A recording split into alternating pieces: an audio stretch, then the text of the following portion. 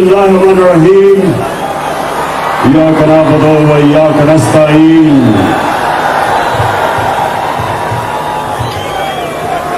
सबसे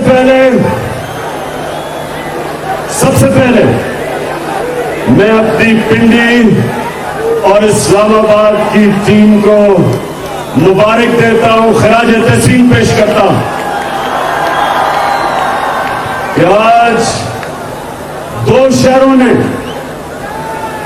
वो जलसा किया इस्लामाबाद की परेड ग्राउंड पे जो इस्लामाबाद और पिंडी की तारीख पे माशाअल्लाह इतना अवाम का समुंदर कभी नहीं देखा। तो मुबारक हो, खराज तहसीन पेश करता हूं आपको। उसके बाद मैं सिर्फ एक अपने नौजवानों आप सबके लिए बात करना चाहता हूं, सबके लिए जो अंदर घुस भी नहीं सके यहां आप सबको, और वहां ऊपर भी सब बैठे हुए हैं। एक चीज आपने ध्यान रखनी कि हमारी फैमिलीज और हमारी ख्वातीन बैठी है, आपकी जिम्मेदारी आपने उनका ध्यान रखना है। ये हमारा दीन है, हमारा फर्ज है कि हम अपनी बहनों बेटियों माओं का उनकी इज्जत करें और उनकी रखवाली करें। तो यहां मैं देख रहा हूं कि क्राउड ज्यादा बन रहा है, आपने बड़ा देख के उनका ध्यान रखना है। मैं आज सबसे पहले 26 मई की सुबह जब मैं इस्लामाबाद पहुंचा, सुबह को मैंने फैसला किया कि हम धरना नहीं देंगे। और मैं आज आप सबके सामने ये बताना चाहता हूं कि क्यों मैंने फैसला किया। क्योंकि मुझे पता था कि उस दिन जिस तरह आज अवाम का समुंदर आया, उस दिन शाम को अवाम का समुंदर में आना था। और मुझे पता था कि लोगों में गुस्सा था अपनी पुलिस के खिलाफ और रेंजर्स के खिलाफ कि उन्होंने सिर्फ नौजवानों के ऊपर शेलिंग नहीं सिर्फ की, उन्होंने औरतों और बच्चों के ऊपर बेदर्दी से जिस तरह उन्होंने जुल्म किया, मुझे ये पूरा इल्म था कि उस दिन शाम को इंतशार होना था। उस दिन शाम को पुलिस और रेंजर्स के सामने मेरी कौम में खड़े हो जाना था। मैंने इसलिए फैसला किया कि ये कौम भी मेरी है, पुलिस भी मेरी है, रेंजर्स भी मेरे हैं। मैं अपनी कौम में इंतशार नहीं फैलाना चाहता। मैं तो सिर्फ एक मकसद के लिए निकला कि इम्पोर्टेंट हुकूमत नामंजूर। मेरा मकसद सिर्फ निकलेगा एक अमेरिकी साजिश के तहत यहां के मीर जाफर और मीर सादिक ने मिलकर इन्होंने साजिश की, एक 22 करोड़ आवाम की इलेक्टेड हुकूमत को हटाया। और उसके बाद इस मुल्क के बड़े बड़े डाकुओं को हमारे ऊपर मुसल्लत किया। मैं तो सिर्फ एक वजह से निकला था कि मैं पैगाम देना चाहता था सबको, सारे इदारों को, कि कौन किधर खड़ी है, कौन क्या चाहती है और कौन किसी सूरत इन डाकुओं को तस्लीम नहीं करेगी। मैं तो इसलिए निकला था, मैं तो अपने मुल्क के इदारों के खिलाफ जंग में नहीं निकला। मैं अपने मुल्क का नुकसान कराने लिए निकला था। तो ये सारे जो इंपोर्टेड हुकूमत, सब कान खोल के सुन लो। मुझे पता तुम्हारी कोशिश क्या है। तुम चाहते हो कि हम अपनी फौज से लड़ पड़े। तुम ये चाहते हो कि हम अपनी फौज और अपनी अदलिया के सामने खड़े हो जाएं। कान खोल के सुन लो इंपोर्टेड हुकूमत वालों, चेरी ब्लॉसम सुन लो,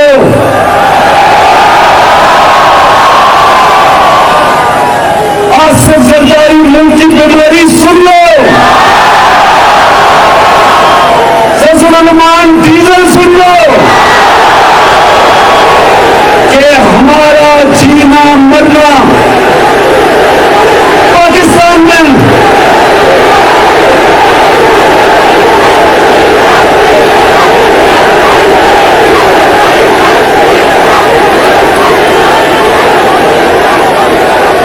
इमरान खान का कोई बाहर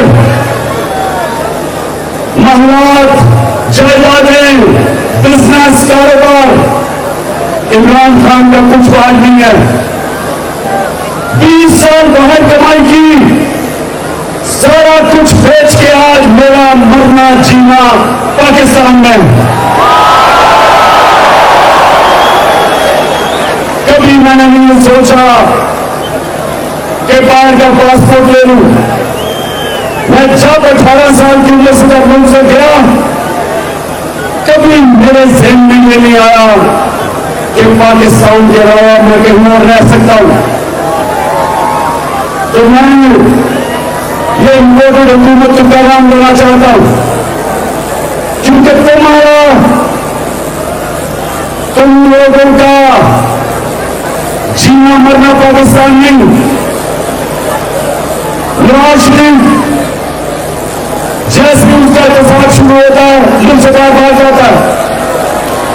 मुशर्रफ के दौर में दुम दबा के बाहर सऊदी अरबिया चला गया,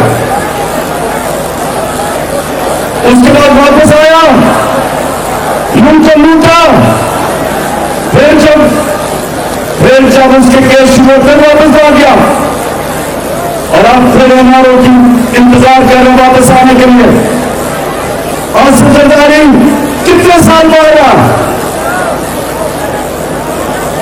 इनके जायदादें, पैसा जो इधर से लूटा वो आया, इनको कोई फर्क नहीं पड़ता।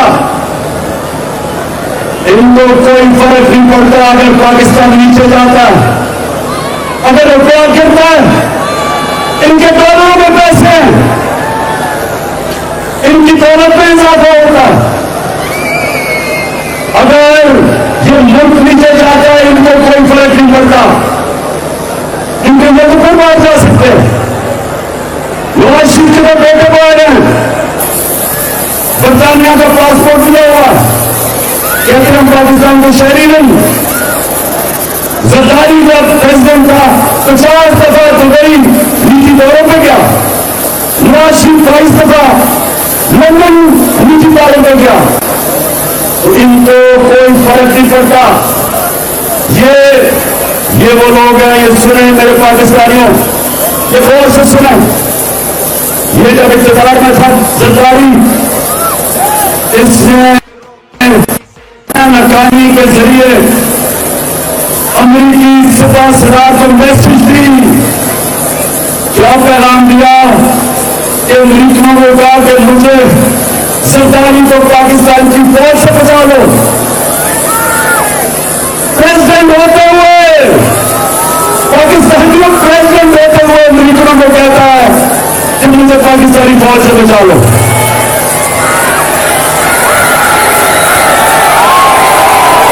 और दूसरी तरफ ये सुने जरा, दूसरी तरफ नवाज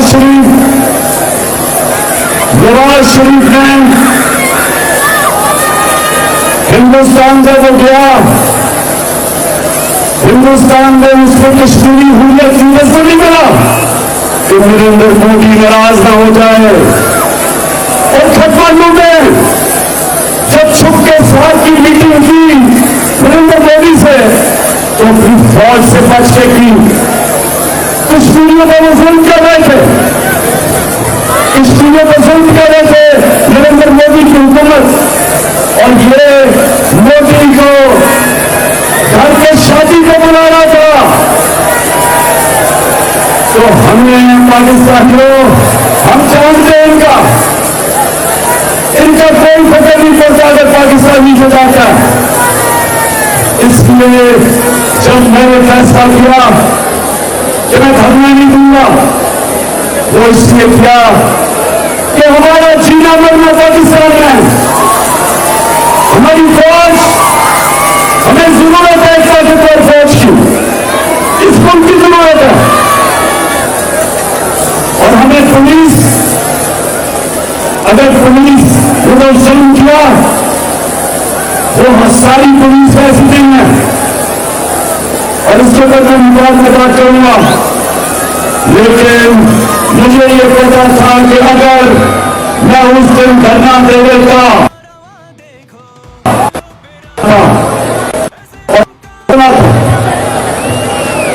लेकिन पाकिस्तानी आज नौजवान खास तौर पर आपने बात सुनी, मैंने इसलिए आज आप सबको यह दावत थी कि मैं ये साबित करना चाहता था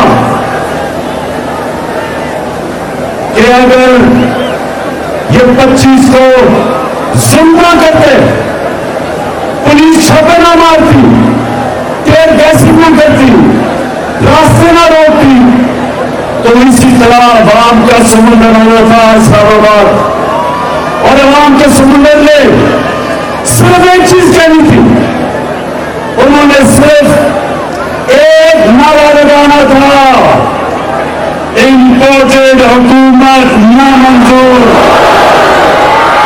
क्योंकि कौन ना ये अमेरिका की साजिश तस्लीम करती है, और ना इन डाकुओं को जो 30 साल इस मुल्क का पैसा लूट है, ना उनको तस्लीम करती है। और हम सबको अपने सारे मुल्क के इदारों को पैगाम देना चाहते थे, पुरअमन जांच करके जो हमारा हक है, इन्होंने हमें वो इत्तेजाज नहीं करने दिया। और आज सारी कौम देखे कि सिर्फ यहां नहीं, हमारी कौम जमा, पिशोर में लोग जमा हुए, आज लाहौर में 4 जगह पर जमा हुए, कराची में, मुल्तान में, पाकिस्तान में हमारी कौम निकली हुई है। और आपको इदारों को एक पैगाम दे रही है कि पुरअमन एहतजाज आपको एक पैगाम दे रहा है। अभी भी वक्त है कि इन चोरों से इस मुल्क को बचा लो, कि हम सबके हाथ से तेल ना निकल जाए। चोर भी नहीं रोक सकोगे। और तो पाकिस्तानियों, दूसरी चीज मैं आज आपको कहने आया था, देखिए पाकिस्तानियों, और से मेरी बात सुनना, क्योंकि मैं पाकिस्तान के साथ पड़ा हूं। मेरे माँ बाप एक गुलाम मुल्क में पैदा हुए थे, हिंदुस्तान में अंग्रेजों की गुलामी थी। हमेशा उन्होंने मुझे बताया कि तुम कितना खुशकिस्मत हो कि तुम एक आजाद मुल्क में पैदा हुए। तो मेरे नौजवानों, सबसे पहले मुझे आपको ये समझाना है कि क्यों हमें आजादी चाहिए थी अंग्रेज से, क्यों कायदे-ए-आज़म नहीं, क्यों जनरल जेल की थी एक आजाद मुल्क के लिए। क्योंकि अंग्रेज के जमाने में तो बेहतर कानून चलता था, निजाम बेहतर चलता था। हमारे बड़े बताते हैं चोरी कम थी, कानून की बालादस्ती थी, बेहतर थी। तो क्यों हमने आजादी मांगी? हमने आजादी, सुन लो पाकिस्तानियों, हमने इसलिए मांगी कि हमारा अल्लाह से दावा है कि ला इलाहा इल्लल्लाह, ये हमारा अल्लाह से दावा है कि अल्लाह तेरे सलाम किसी के सामने नहीं सर झुकाते। इलामा इकबाल ने जो शाहीन, इकबाल का शाहीन क्या था? इकबाल का शाहीन था जो जंजीरें तोड़ के ऊपर चला जाता था, परवाज़ ऊपर थी। कोई कौम, कोई गुलाम कौम बड़े काम नहीं कर सकती। गुलाम कौम अच्छे गुलाम रहते, सिर्फ आजाद कौमें बड़ा काम, बड़ा नाम बनाती है। और हमारा जो पाकिस्तान बना था, करारदाद मुकासद में हमने कहा था कि हम एक इस्लामी इत्तलाई रियासत बनाएंगे, दुनिया को मिसाल देंगे कि इस्लाम क्या होता है। इलामा इकबाल ने अपनी शायरी से बताया, जगाया एक गुलाम मुसलमानों को कि तुम कभी शाहीन नहीं बन सकते जब तक तुम्हारे गुलामी की जंजीरें जमीन पर रखती हैं आपको। अल्लाह कुरान में कहता है कि मैंने तुम्हें अपनी सबसे अजीम मखलूक बनाया है, अशरफुल मखलूकात। और जब इंसान बर्बाद करता है, फरिश्तों से ऊपर चला जाता है। शैतान को कहा कि आदम के सामने झुको, इनके इसमें बड़ी सवाई थे। लेकिन कुरान में भी कहती है कि जब एक इंसान गिरता है तो जानवरों से भी नीचे चला जाता है। मौलाना रूमी ने जो कहा कि जब अल्लाह ने तुम्हें पढ़ दिए, चूंटियों की तरह रील ले जमीन पे, तो ला इलाहा इल्लल्लाह जिंदगियों तोड़ देता, इंसान को ऊपर ले जाता, छोटे इंसान को बड़ा इंसान बना देता है, इंसान में गैरत दे देता है। इंसान में गैरत आ जाती है जब वो कहता है कि अल्लाह तेरे सिवा मैं किसी के सामने नहीं झुकूंगा। तो इसलिए बना था पाकिस्तान। हम अंग्रेज की गुलामी से आजादी चाहते थे, लेकिन कायदे आज़म ने कहा कि हम ये नहीं चाहते कि अंग्रेज की गुलामी के बाद हिंदुओं की गुलामी करें, इसलिए पाकिस्तान बना था। लेकिन आज हम हिंदुओं की गुलामी कर रहे हैं, अंग्रेज की। लेकिन आज अगर हमने अमेरिकियों की गुलामी करनी थी तो फिर आजादी की जंग क्यों लड़ी, क्यों हुई?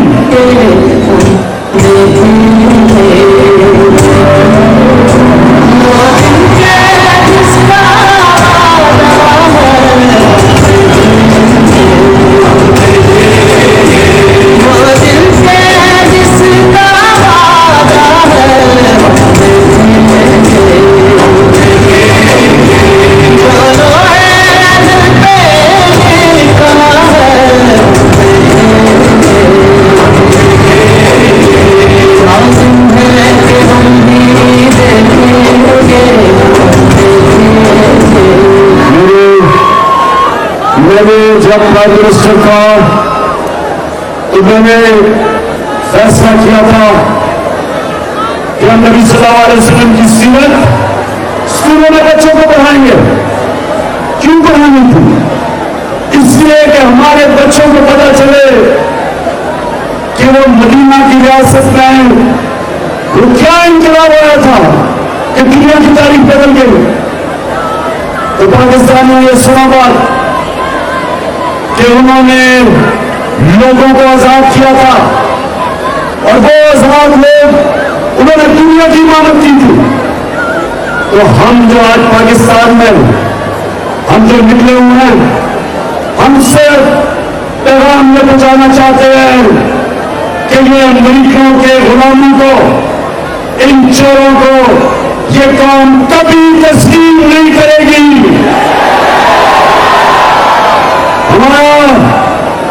हमारे अजीज लीडर मोहम्मद सल्लल्लाहु अलैहि वसल्लम, उन्होंने जब थोड़े से मुसलमान थे, जो सुपर पावर थी, उन्होंने एक खत लिखा, एक सुपर पावर को, रोमन एम्पायर को, दूसरा जो पर्शियन एम्पायर था, उन्होंने पैगाम दिया।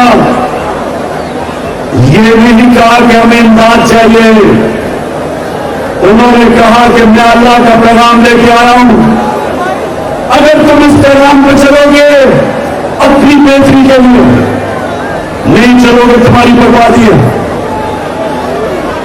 और ये 628 और 638 के 2 खत लिखे थे उन्होंने, और वो 10 साल के बाद दोनों सुपर पावर घुटने टेक गई थी।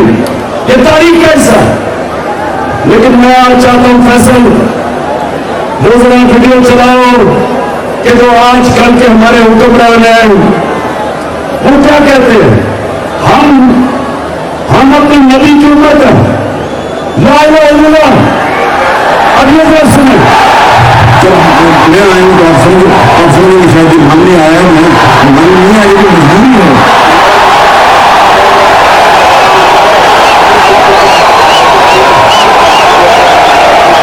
आवाज नहीं आ रही, आवाज नहीं आ रही।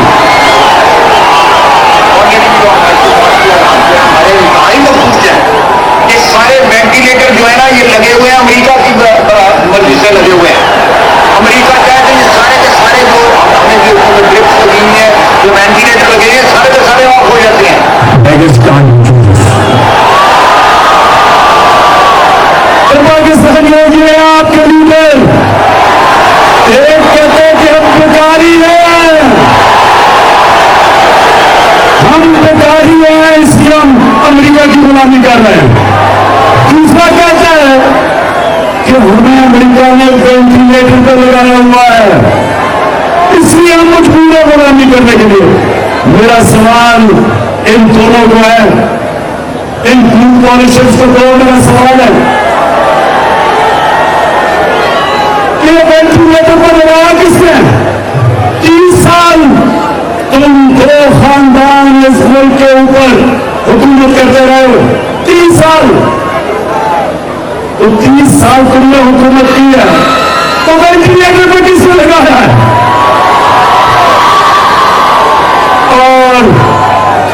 और हमारा क्राइम मिनिस्टर कहता है कि हम तो बेकारी हैं। अब मुझे ये बताओ, अब ये जरा पाकिस्तान ये बताओ कि कहां कायद आजम मोहम्मद अली जिन्ना, कहां पाकिस्तान का नारा, कि पाकिस्तान का मतलब क्या, और कहां ये अमेरिका के गुलाम, अमेरिका के चीजों पॉलिश करने वाले कहते हैं हम अमेरिका के बगैर जिंदा नहीं रह सकते। तो मैं आज अब सबके सामने देखिए पाकिस्तानियों, आज मैं पैगाम सबको देना चाहता हूं कि अगर किसी का यह ख्याल है कि हमारी खुददार और गैरतमंद कौम इनको मान जाएगी जो पैसे के पुत की पूजा करते, पाकिस्तान में बात शुरू, मैं लोगों से आखिरी इशू में मेरी बात सुना और बातें करनी है।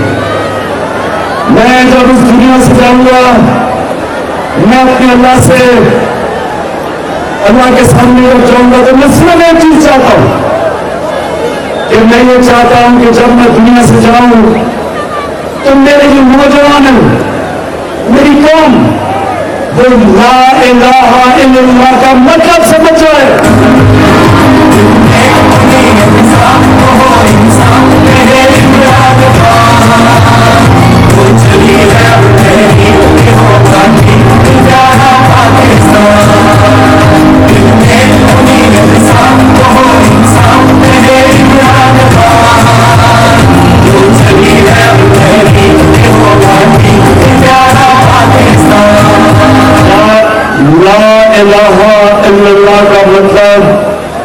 उसका ये मतलब है कि अल्लाह तेरे सिवा मैं किसी के सामने नहीं झुकता।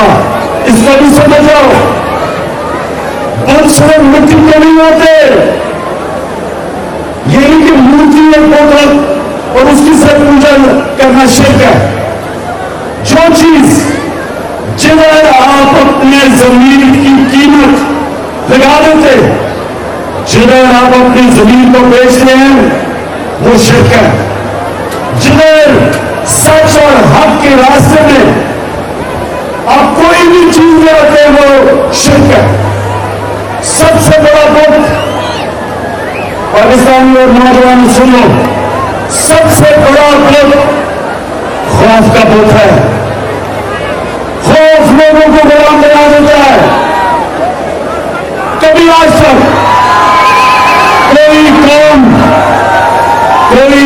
बड़ी कौम नहीं बनी जब तक वो अपने खौफ के ऊपर काबू नहीं पाती। नबी सल्लल्लाहु अलैहि वसल्लम के जमाने में तारीख का हिस्सा मुसलमान थोड़े से भी थे, हथियार भी उनके पास जदीद हथियार नहीं थे, लेकिन वो सारी दुनिया पे आधी दुनिया के ऊपर छा गए क्योंकि वो आजाद लोग थे।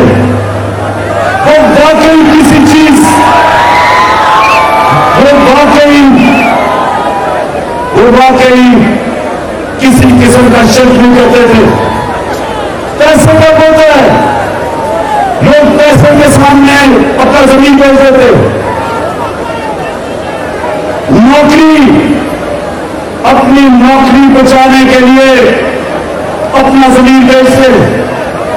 वो जो पुलिस वाले और वो रेंजर्स जिन्होंने औरतों बच्चों के ऊपर शर्म की, उन्होंने अपनी नौकरी को अपनी जमीन से आगे रखा। कोई कानून इजाजत नहीं देता कि अब औरत बच्चों को कंसर्न करें, कोई कानून इजाजत नहीं देता, लेकिन उनको खौफ था कि मेरी नौकरी ना चली जाए। उनको यह खौफ था कि मेरी नौकरी ना चली जाए। अपनी नौकरी बचाने के लिए वो मजलिस का बेचते। नौजवानों, जिस दिन आप ला इलाहा इल्लल्लाह का मतलब समझ गए, आपकी परवाज ऊपर होनी शुरू हो जाएगी।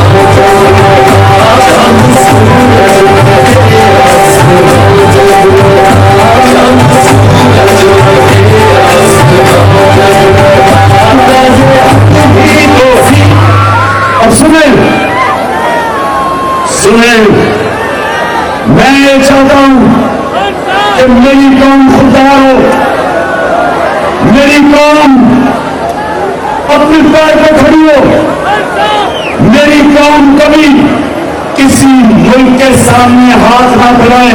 और मैं शबाशी को फिर से मैं दिखा रहा हूं, मैंने मैं दिखा रहा हूं,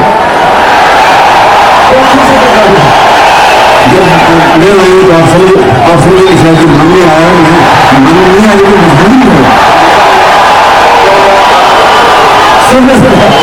सुन मेरी बात, जब आपका प्राइम मिनिस्टर इस तरह हाथ रखता है तो ये सारी कौम को जलील करता है।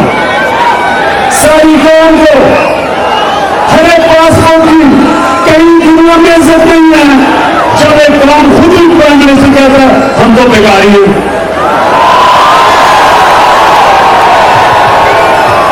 ये है बेकारी, ये पैसे के खुदा की पूजा करने वाले, इनके पैसे पड़े हैं बाहर, इनके और डॉलर बाहर पड़े, इनकी जायदादें बाहर हैं, बैंक बाहर, बैलेंस बाहर है, इनकी बिजनेस बाहर है, इनकी छुट्टियां बाहर हैं। बेटे कहते हैं 3 दफा प्राइम मिनिस्टर, बेटे कहते हैं जी हम तो पाकिस्तान के शहरी नहीं, हम तो बरतानिया के शहरी हैं। बेटे ऐसे कहते हैं जैसे जो बरतानिया की मालिक के घर में पैदा हुए हैं, ग्राम बिल्डिंग में नहीं पैदा हुए। तो पाकिस्तानियों, ये मैं आज आपको इसलिए बुलाया कि मैं चाहता हूं कि हमारी कौम खुदा तोहमत पे, हम कभी इस तरह के चोरों के सामने ये हमारे ऊपर मुसलत ना हो। अच्छा, दूसरी चीज अब ये सुने, पहली तो तकलीफ हुई कि अमेरिका ने साजिश की, अमेरिका ने साजिश की। सुनिए, ये भी मैं आपको बताता हूं, पहली तकलीफ तो अमेरिका ने साजिश की। दूसरी तकलीफ क्या कि साजिश करके इस कौम की इतनी बड़ी तौहीन की कि इस मुल्क के बड़े बड़े डाकू को हमारे ऊपर मुसलत किया। और मैं आपको इसमें भी दिखाना चाहता हूं कि मैं सिर्फ इनको डाकू नहीं कह रहा, मैं तो 26 साल से पॉलिटिक्स में आया ही था इनके खिलाफ जहाद करना, चोरों के खिलाफ। लेकिन मैं आज आपको बताना चाहता हूं कि ये एक दूसरे के बारे में क्या कहते थे, बार इनके ऊपर क्या कहते थे।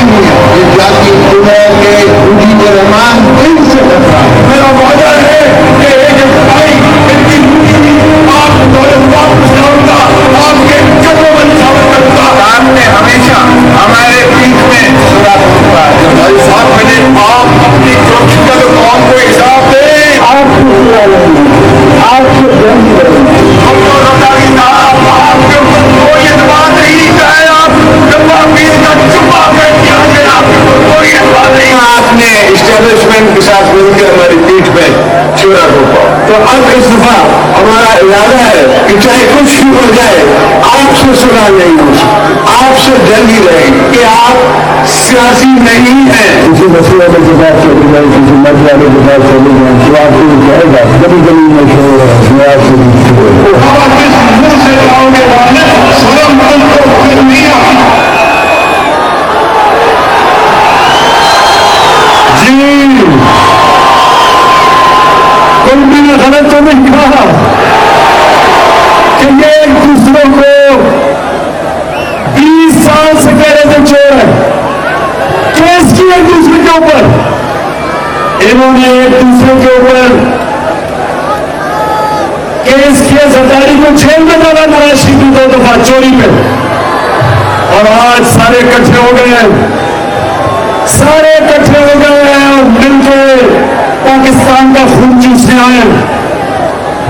बल्कि मैंने ये तो आपने पाकिस्तानी देखे, बाहर के अखबारों में, बाहर की किताबों के अंदर दोनों की चोरी लिखी हुई है। इनके ऊपर BBC की चोरी की फिल्म बनी हुई है। तो मेरा आज पाकिस्तान के इदारों से सवाल है कि कैसे आपने इन डाकुओं को हमारे ऊपर मुसल्लत होने दिया। Shouldn't family business called the Ittifaq Group grew from humble origins to become one of the country's largest enterprises. The Saud Shah family mills are now always deadly. At the start of the 90s, were possible. The methods that were as farcical as were illegal. What Malik investigated and put before the court were allegations that the family had made money out of Pakistan in good times were now bringing it back when they needed it. ये जरा बाहर के अखबारों में देख लें कि paint house pirates का मतलब डाकू, ये देखें।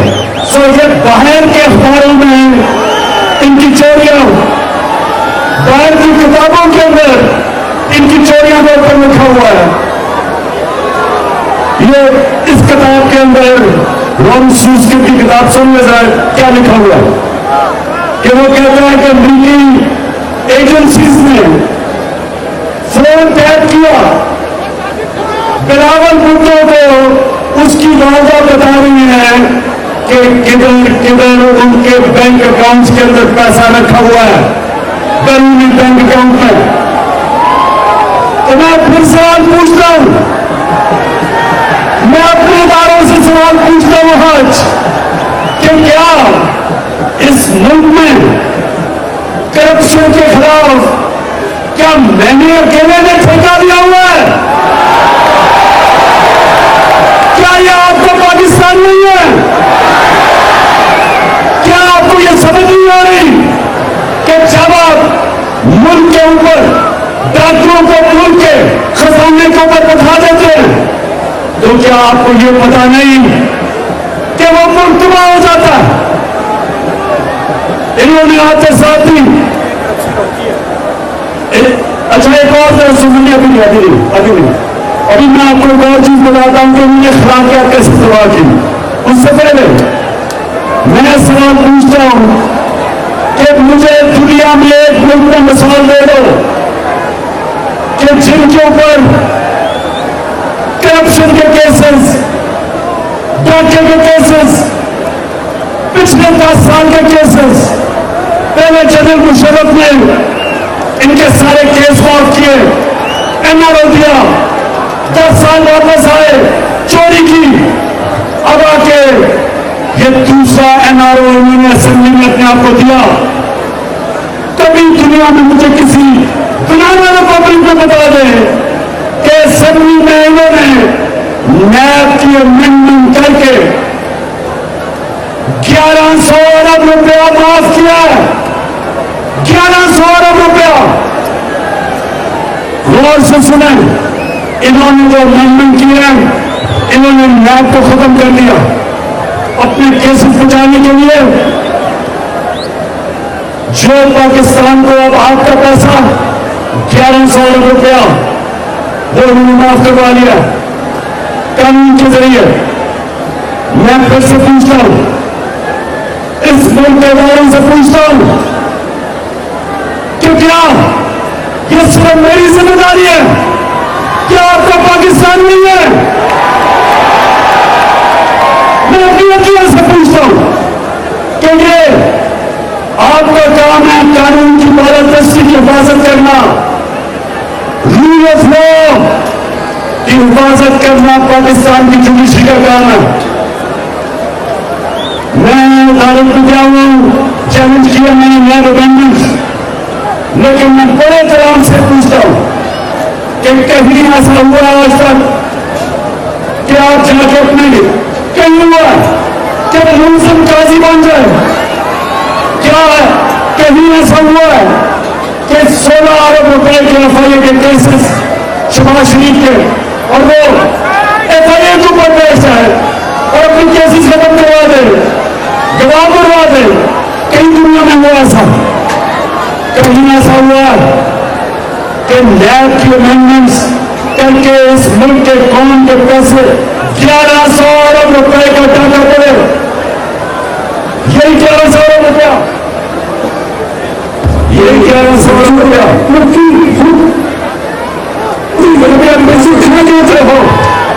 ध्यान रखा है उसको 11,000 रुपया, अगर ये इससे आधा भी पैसा हम सब्सिडी दे दें, हम बिजली कम कर सकते हैं, हम गैस की कीमत कम कर सकते हैं, हम पेट्रोल की कीमत कम कर सकते हैं और फसलों निर्माण की भी कीमत कम कर सकते हैं।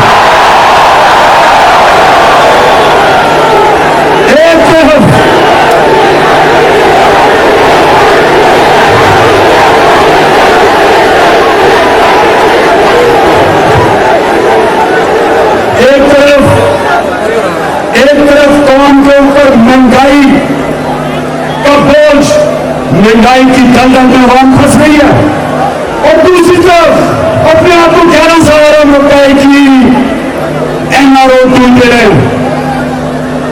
मैं अपने न्यूट्रल से पूछना चाहता हूं,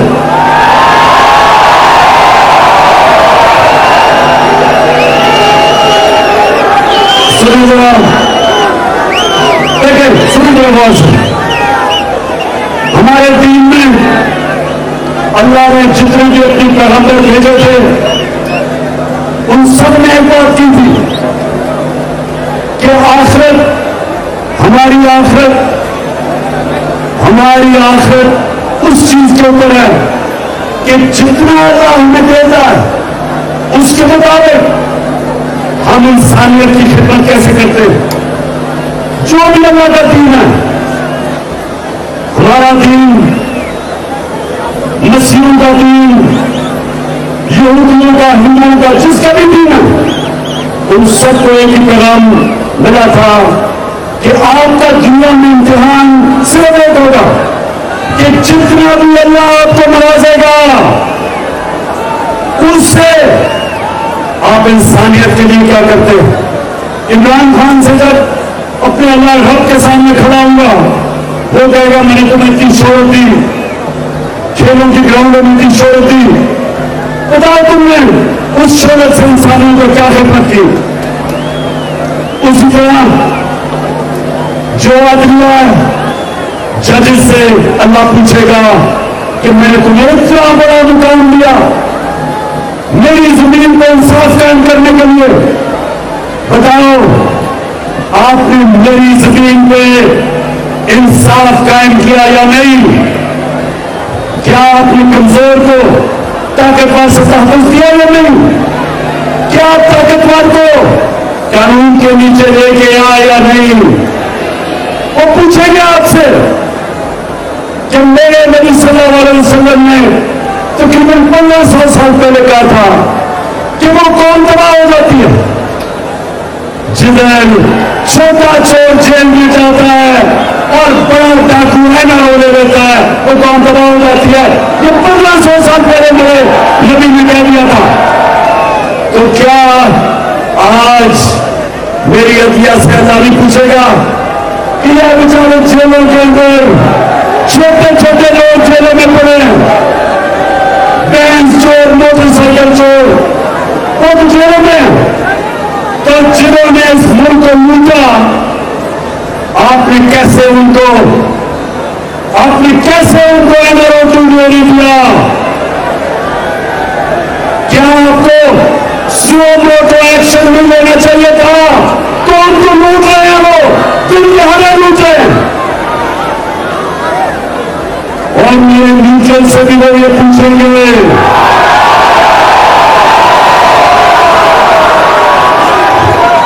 अल्लाह कहेगा कि न्यूट्रल्स, बड़ी अच्छी बात आपने की कि आप आपसे न्यूट्रल रहना चाहते हैं, बहुत अच्छी बात की आपने, लेकिन ताकत आपके पास है, ताकत तो आपके पास है। कैसे आपने इन चोरों को मुल्क के ऊपर मुसल्लत होने दिया।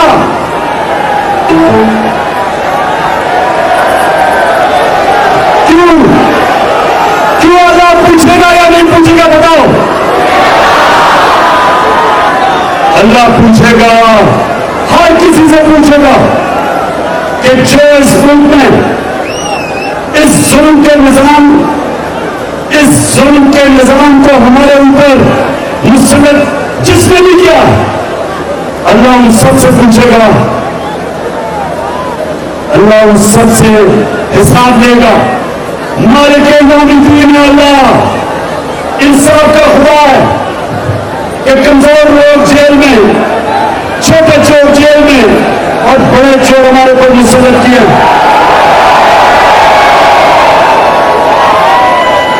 अच्छा, एक और कि अल्लाह का हुक्म है अमर बिल मारूफ, उसका हुक्म उन सबको कि तुमने अच्छाई के साथ खड़े होना, राह हक पे खड़े होना और तुमने बुराई और बदी के खिलाफ जहाद कर दी। अल्लाह का हुक्म है कि तुम्हें इजाजत भी नहीं मिलती होने की। अच्छाई और बुराई के बीच में आपने फैसला करना है कि जो आज ऊपर लोग बैठे हुए हैं, सबसे बड़ा जुल्म चोरी के अलावा वो इस मुल्क की खिलाफियत तबाह कर रहे हैं, अच्छे बुरे की तमीज खत्म कर रहे हैं। मैं तो चाहता हूं कि वो आप दिखाएं उनको जरा बच्चों होती है, ऐसे खाई जाती है, ये नींद पढ़ने दे, इस नींद को मजबूत होने दे, यही पाकिस्तान का मुकद्दर पड़ेगा। आज जो सबसे बड़ा सबक है वो ये है कि आपको मैं दुनिया में बहुत से ममालिक दिखा सकता हूँ कि जिन्होंने हमारी जितनी करप्शन के बावजूद तरक्की कर रही है। असासी आमदन के मुताबिक नहीं तो तुमने इसमें क्या नवाज शरीफ की फिर अदलिया पर वोटा छीनी।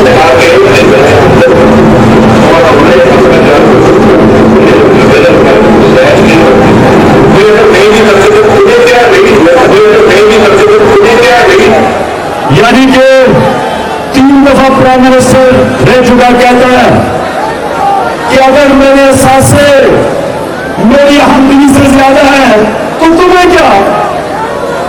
तो मेरे पाकिस्तानियों, ये सिर्फ पैसे की चोरी नहीं, ये इस मुल्क की खिलाफियत, हमारी खिलाफियत तबाह कर रहे हैं। और जब एक मुल्क की खिलाफियत तबाह होती है, मुल्क तबाह हो जाता है। तो मैं आज नौजवानों सुनो जरा मेरी बात। अब मैं आप सबसे एक बात पूछता हूं कि क्या ये इम्पोर्टेंट सेटअप, क्या ये पाकिस्तान के ऊपर जो मुसल्लत किया गया, जरा आज हाथ खड़ा करके बताएं कि क्या आप इसके खिलाफ जद्दोजहद करेंगे? हाथ खड़ा करके बताएं। और मैं ये चाहता हूं सब देख लें, खुद हो जाएंगे, खुद हो जाएंगे, खुशियों से जो गलती बैठे सब भीड़ में मिल जाएंगे, सब भीड़ में मिल जाएंगे, जो दूर गए थे भूले से लौटेंगे, हिम्मतों को एक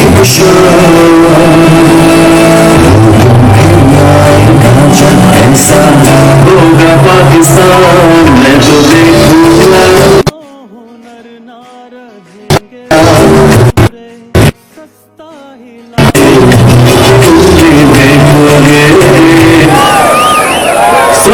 मेरे पाकिस्तानियों, आप पूरा मन जद्दोजहद के लिए तैयार हैं, फिर खड़े करके हाथ पड़े।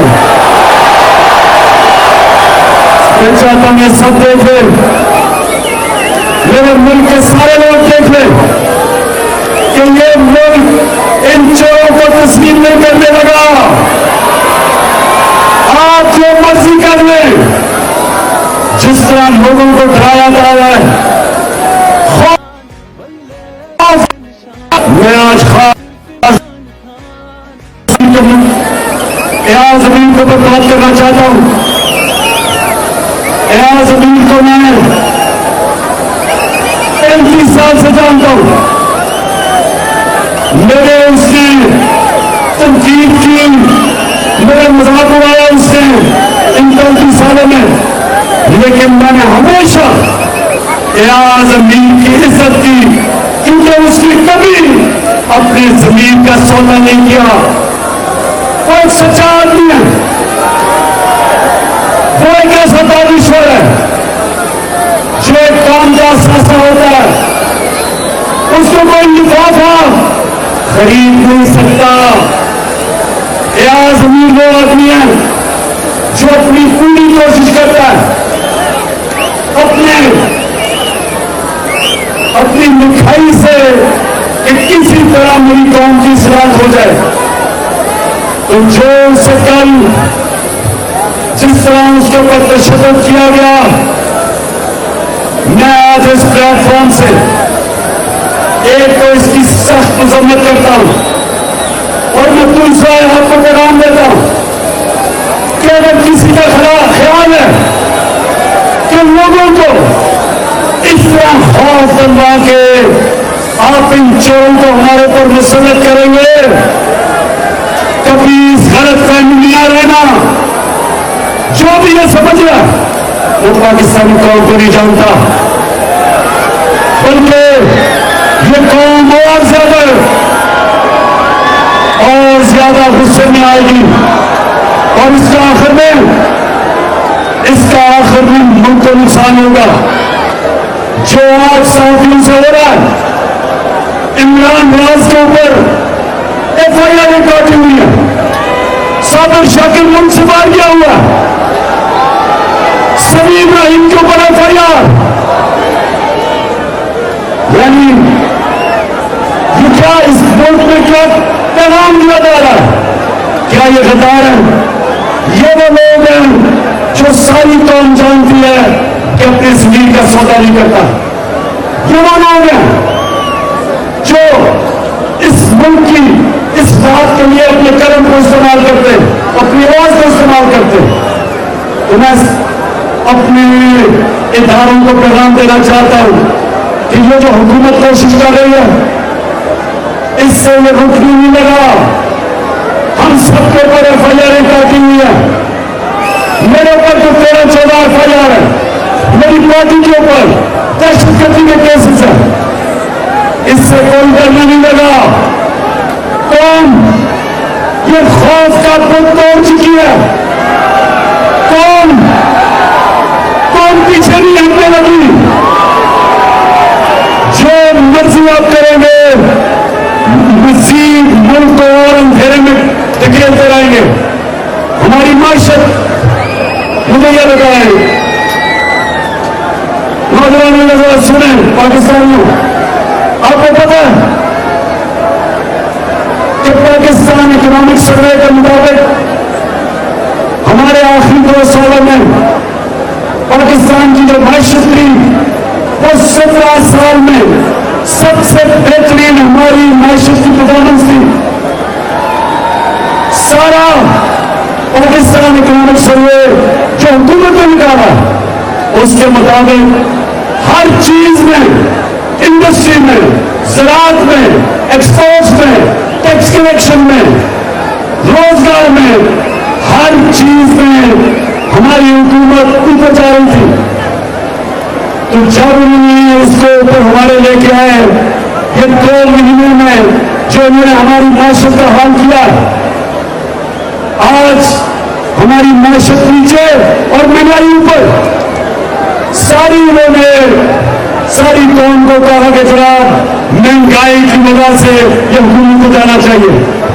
हमने जब थोड़ी सी कहा कि आलमी महंगाई की वजह से हमें तेल की कीमत ऊपर करनी पड़ रही है, तो इन्होंने क्या कहा, जरा ये सुनिए इन्होंने क्या कहा, सुना जरा। तेल की जो कीमत है, हुकूमत को 70 रुपए फी लीटर कमी करनी चाहिए, इसलिए 70 रुपए फी लीटर अगर आप तेल कम कर दो तो हुकूमत को कोई नुकसान नहीं।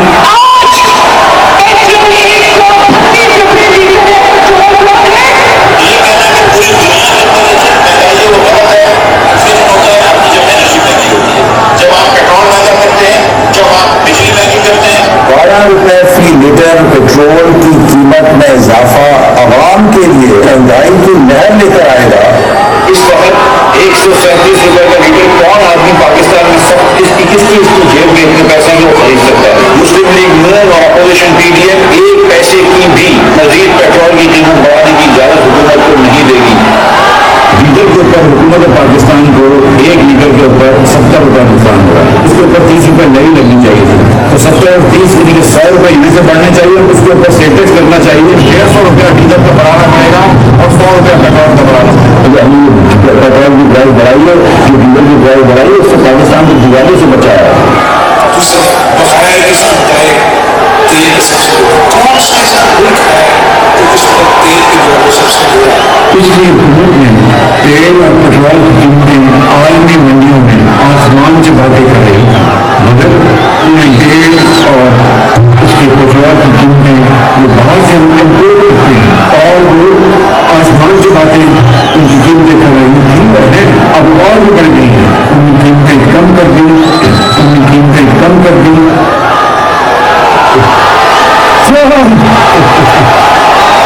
अल्लाह हक है, सच का खुदा है। पहले कह रहे थे कि जी थोड़ा ही नहीं, तेल 12 रुपए तेल बढ़ाया, तेल की कीमत बहुत ज्यादा महंगाई कर दी, और इक़्तिदार में आके कहती जी इन्होंने तो पेट्रोल की कीमत कम की हुई थी। पहले कहते थे, मैं ये सिर्फ आपके सामने ये पे कर रहा हूं कि क्योंकि महंगाई का मसला नहीं था, महंगाई मसला नहीं था, इन्होंने अपनी चोरी बिछारी थी, लेना था। और ये आप देख लें कि आज इन्होंने जो कीमतें बढ़ाई है, कहते जी IMF है, आपको तो IMF सिर्फ 2 महीने तक रहा है, 2.5 साल IMF से हम उनके साथ डील कर रहे थे।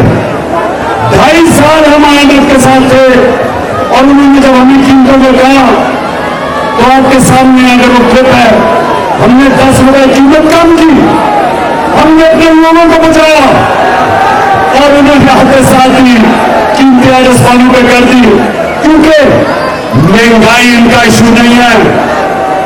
और ये अभी महंगाई और होगी, अभी तो आपका डीजल पेट्रोल बढ़ा है, अभी तो मुझे अफसोस है कि आपको बिजली के बिल आने हैं। सही से कल से तू अड़ जा, कल से तू डट जा, कल से हो बल्ला घुमा।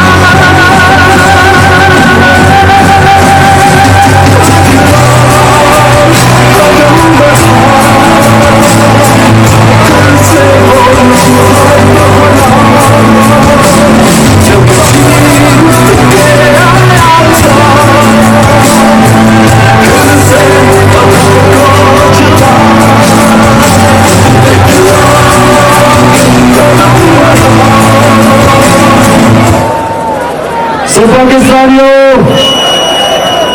मैं अपनी तकरीर के एंड में पहुंच रहा हूं, तो मैं 3-4 बातें करूंगा आपसे। सबसे पहली बात ये देखें, हम भी IMF में थे, आलमी मंडी के अंदर कीमतें तब भी ऊपर थी, किसी के अंदर से ऊपर थी। कोरोना के दौर में हमने जिस तरह अपनी मुंह को निकाला, सारी दुनिया तस्लीम करती है। अगर ये होते आज लोगों ने भूखे मरना था। अब फिर मैं सिर्फ आपको दिखाना चाहता हूं कि जब मैं कोरोना में लॉकडाउन नहीं लगा रहा था तो उन्होंने कितनी तंकीद की, और अगर ये होते तो क्या करते? जो बुरी तरीके से इलेक्टिव होता तो एक इंसान का जिंदगी का फिक्र करता। अभी इसको कोई फिक्र ही नहीं पड़ता कि पाकिस्तान के आवाम मरे तो सो मरे, बीमार हो तो सो बीमार हो। जब सुबह तक हम बनाएंगे ना तो शायद हमें कर्फ्यू लगाना पड़ेगा, लॉकडाउन का चलना पड़ेगा, आज ही मार दे सबको।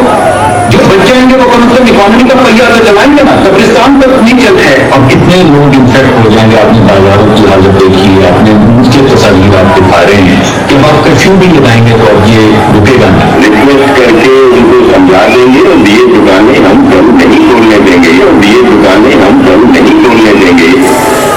अगर पाकिस्तान के वो हालात होते जो इटली के हैं, जो फ्रांस के हैं, जो अमेरिका के, इंग्लैंड के, मैं आज पूरा लॉकडाउन कर देता पाकिस्तान में। लेकिन हमारा मसला क्या है? 25% पाकिस्तानी रोटी की लकीर से नीचे हैं, जिसका मतलब 2 वक्त की रोटी नहीं खा सकते। आज अगर पूरा लॉकडाउन करता हूं तो इसका मतलब क्या है? इस मेरे मुल्क के रिक्शा चलाने वाले, चादरों वाले, रेडी वाले, टैक्सी वाले, छोटे दुकानदार, दिहाड़ी वाले, ये सारी घरों में बंद हो जाएंगे।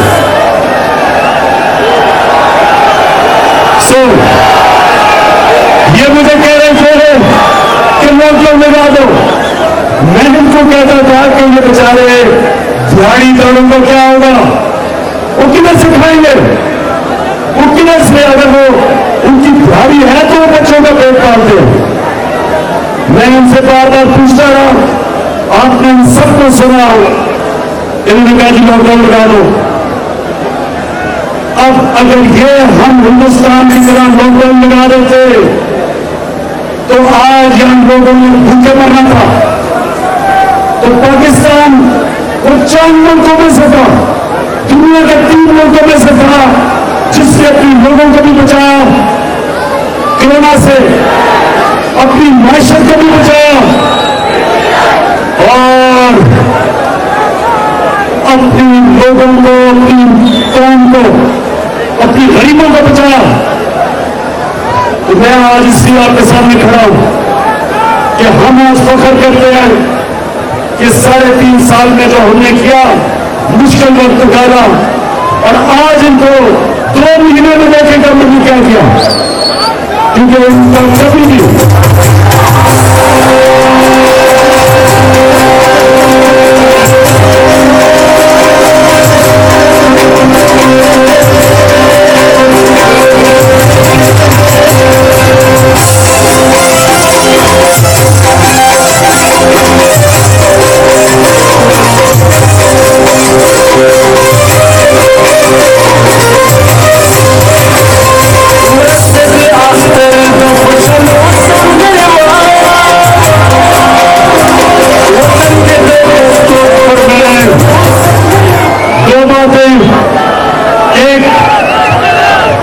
लोगों को, चोरों को मिलकर मुसलत करने के लिए सबसे पहले मुझे तो खौफ है,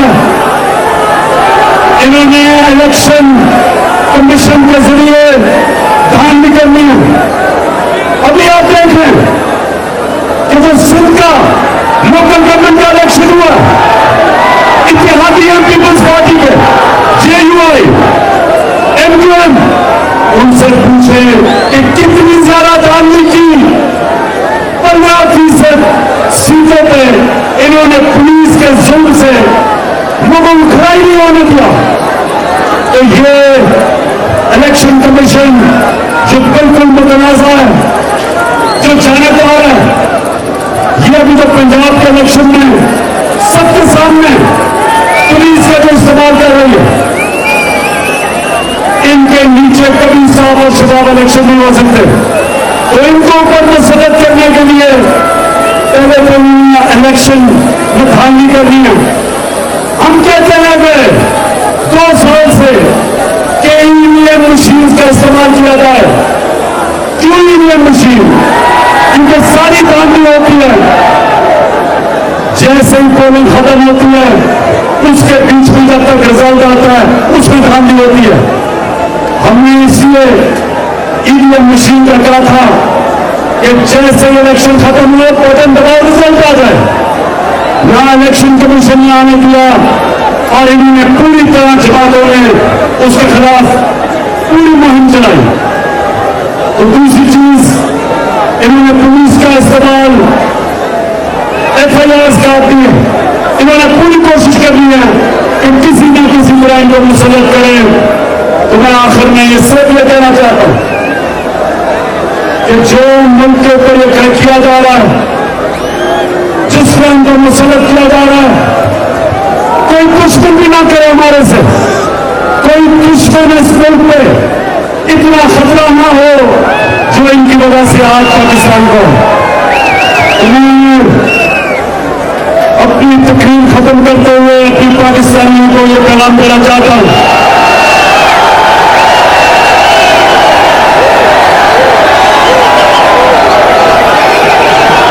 मेरे पाकिस्तानियों,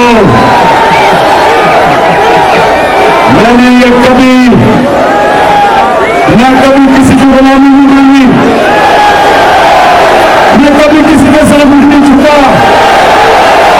और मैं चाहता हूं कि आप सबके दिलों में ला इलाहा इल्लल्लाह उसी तरह आ जाए जो मेरे दिल में है, कि आप भी कभी किसी की गुलामी नहीं कबूल करेंगे,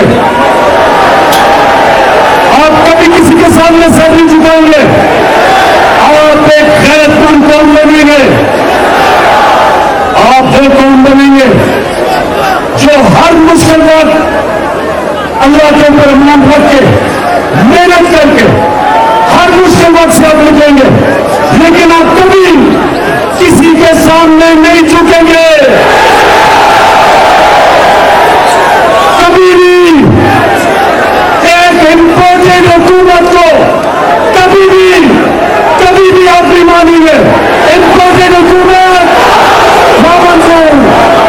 हम कभी इनको तस्लीम नहीं करेंगे, और अगर इन्होंने जो मर्जी हरबा इस्तेमाल किया, चाहे इलेक्शन में धांधली करें, चाहे पुलिस का इस्तेमाल करें, ये सारी कौम कभी इन चोरों को नहीं मानेगी।